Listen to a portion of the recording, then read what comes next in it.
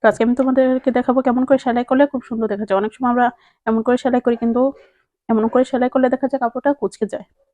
তো চলো আজকে দেখিয়ে দিই কেমন করে সেলাই করলে কাপড়টা খুব সুন্দর দেখাবে আর ছিঁড়ে গেছে বোঝাও যাবে না। তো এর জন্য আমার লাগবে একটুখানি বক্রম, যার যতটুকু ছেঁড়া ওই অনুযায়ী বক্রমটুকু নেবে।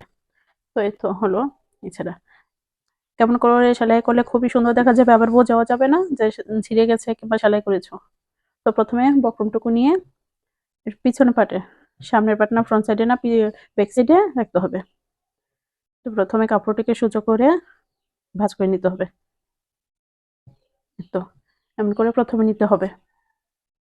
তো প্রথমে কাপড়টাকে এমন করে নিয়ে যেভাবে ছিঁড়ে গেছে ওর উপরে সেলাই করে নিতে হবে বক্রমের সাথে।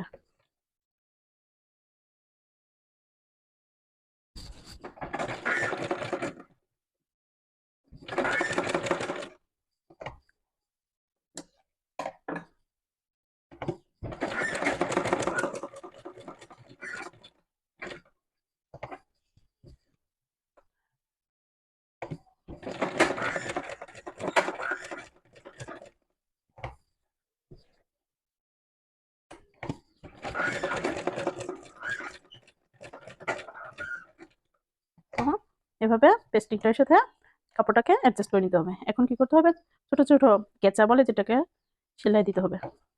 একদম ছোট ছোট দিতে হবে, যাতে বেশি বড় হলে কাপড়টাকে খুব খারাপ দেখা যাবে এবং সেলাই বোঝা যাবে। তো দেখো আমি কিভাবে সেলাই দিচ্ছি।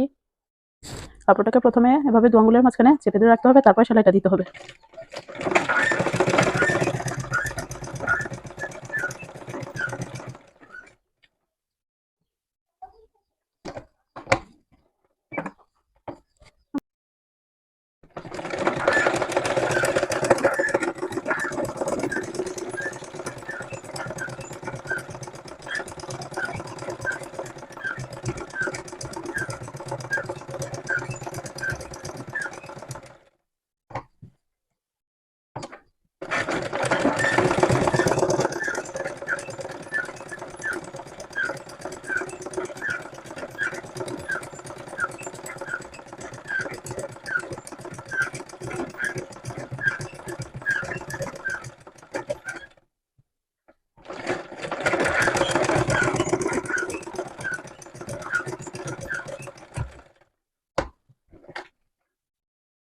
তো হয়ে গেল জোড়া দেওয়া।